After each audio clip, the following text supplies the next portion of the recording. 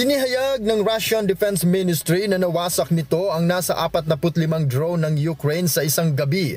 Ayon kay Mayor Sergei Sobyanin, nasa Moscow ang 11 sa mga ito.